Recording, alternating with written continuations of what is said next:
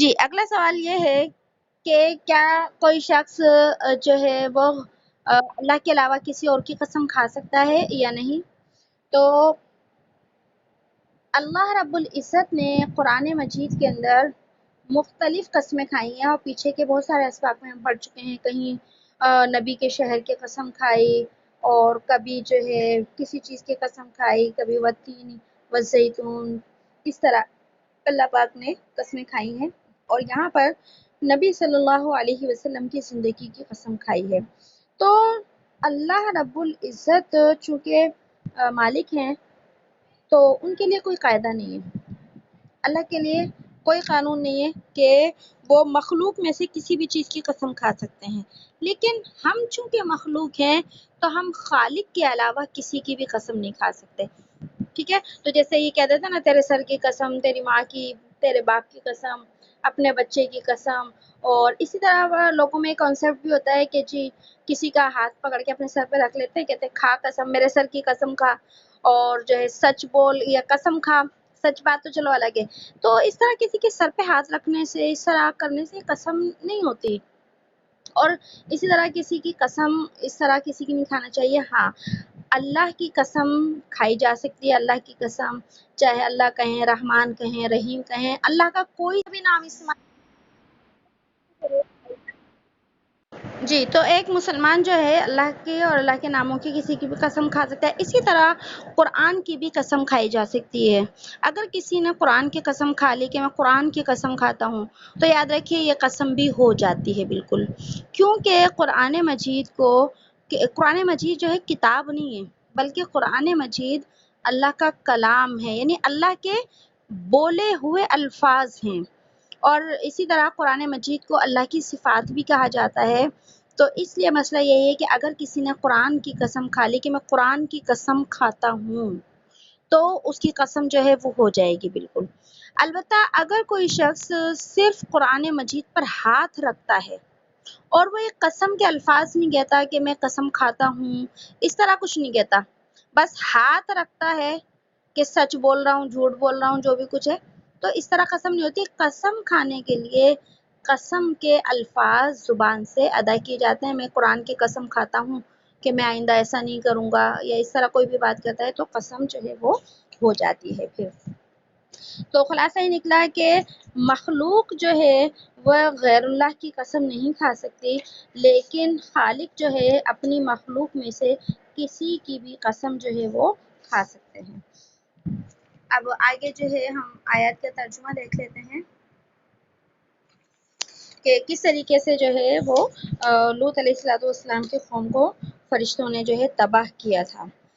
تو اس میں اللہ پاک نے آگے فرمایا فَأَخَذَتْهُمُ الصَّيْحَةُ مُشْرِقِينَ، پھر آ پکڑا ان کو ایک چنگھاڑ نے، ایک چیخ نے، سورج نکلتے وقت، الصیحہ سورج نکلتے وقت، اور مشرقین اشراق تک، یہ دو وقت بیان کیے گئے ہیں، اتنی دیر تک وہ سلسلہ جاری رہا۔ اور پھر آگے اللہ نے فرمایا وَجَعَلْنَا عَالِيَهَا سَافِلَهَا، پھر کر ڈالی ہم نے وہ بستی اوپر تلے، وَأَمْطَرْنَا عَلَيْهِمْ حِجَارَةً مِّن سِجِّيلٍ، اور برسائے ہم نے ان کے اوپر پتھر کنکریوں کے، کہ ان کے اوپر جو ہے وہ پتھر کنکریوں کے اللہ پاک نے برسائے، کہ لوط علیہ السلام جو ہے جب ان کی قوم کو اللہ نے اوپر سے نیچے دے مارا تو پیچھے سے پتھر برسے، اور ان پتھروں کے بارے میں آتا ہے کہ ہر پتھر کے اوپر اس شخص کا نام لکھا ہوتا تھا،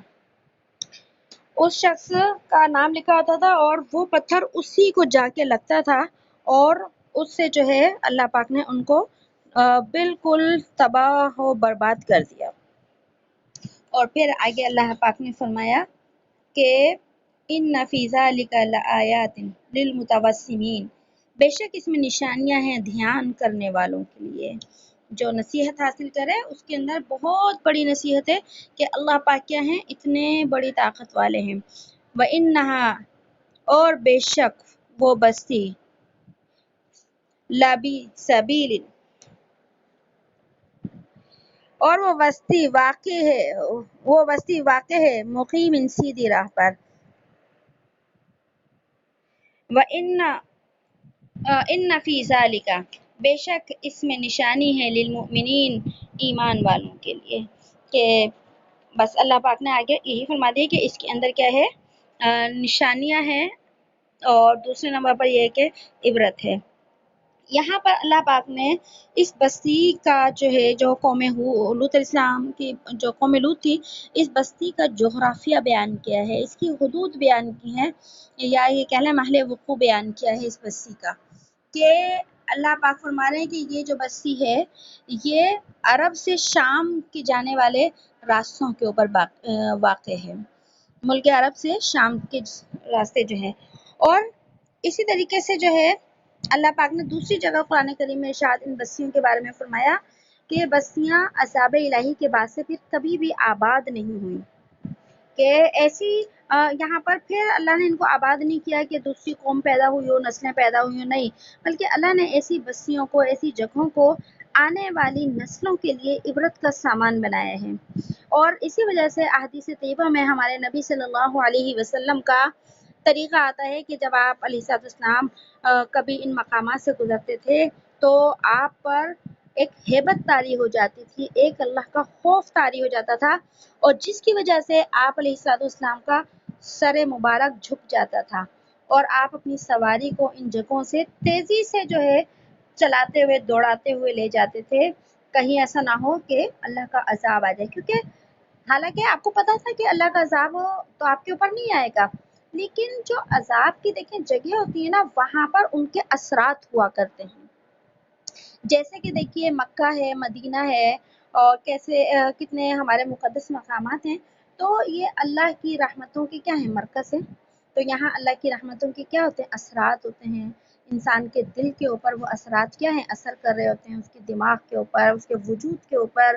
اس کی دعاؤں کے اوپر وہ اثرات جو ہیں رحمتوں کے اثر کر رہے ہوتے ہیں۔ تو اسی طریقے سے جب انسان ان عذاب کی جگہوں پر، جس طرح کے گناہوں کی جو جگہ ہوتی ہے، جن محفلوں میں، جن جگہوں پر گناہ ہو رہے ہوتے ہیں، تو وہاں بھی اللہ کی ناراضگی کے اثرات ہوا کرتے ہیں ان چیزوں کے، اسی طریقے سے عذاب والی جگہوں پر اللہ کے عذاب کے کیا ہوتے ہیں، اثرات ہوا کرتے ہیں۔ اسی وجہ سے ہمارے نبی صلی اللہ علیہ وسلم سر کو جھکاتے ہوئے، اور دوسری روایت میں آتا ہے آپ وہاں روتے ہوئے گزرتے تھے تیزی کے ساتھ۔ اور ہمارے نبی صلی اللہ علیہ وسلم کے اس عمل نے امت کے لوگوں کے لیے یہ نمونہ قائم کر دیا کہ جن مقامات پر اللہ کا عذاب آتا ہے ان کو تماشگاہ نہیں بنانا چاہیے، بلکہ ان سے عبرت حاصل کرنی چاہیے کہ یہاں پر یہ بستیاں جب اللہ کی عذاب کی وجہ سے ہلاک ہو گئی، تو آج کے دور میں بھی اللہ اتنی طاقت رکھتے ہیں کہ اللہ آج کے نافرمانوں کو بھی کیا کرتے ہیں، ہلاک کرتے ہیں۔ پاکستان میں بھی دیکھیے ایسی جگہ ہیں جو کہ آثار قدیمہ کے نام سے دریافت ہوتی ہیں، جیسے ہڑپا کے کھنڈرات ہیں، اور موہنجو دڑو کے کھنڈرات، اور اس طرح کی جگہ ہیں جہاں پر لگتا ہے کہ برسوں پہلے جو ہے کوئی آبادی تھی، پھر وہ سارے کے سارے جو ہے کسی اس کا شکار ہو گئے۔ تو بہرحال ایک میں مثال کے طور پر بات کر رہی ہوں، جن مقامات کے بارے میں یقینی طور پر پتہ ہے کہ یہاں اللہ کا عذاب آیا تھا، تو ایسی جگہوں سے تو بہت بچنے کی ضرورت ہے۔ اور جو ہے جو حضرت لوط علیہ السلام کی جو بستی تھی نا، تو عرب اور شام کے جو راستے تھے ان کے اوپر تھی۔ آج اس جگہ کو جہاں لوط علیہ السلام کی بستی تھی اسے اردن کا علاقہ کہا جاتا ہے۔ اردن کے علاقے کے اندر جو ہے وہ اللہ پاک نے اس قوم کو جو ہے ہلاک کیا تھا، اور اردن کے علاقے میں آج بھی یہ علاقہ جو ہے کافی گہرائی کے اندر، سمندر کی سطح سے کافی گہرائی میں موجود ہے آج بھی۔ اور ایک جو ہے ایک تو گہرائی میں ایک صحرا موجود ہے،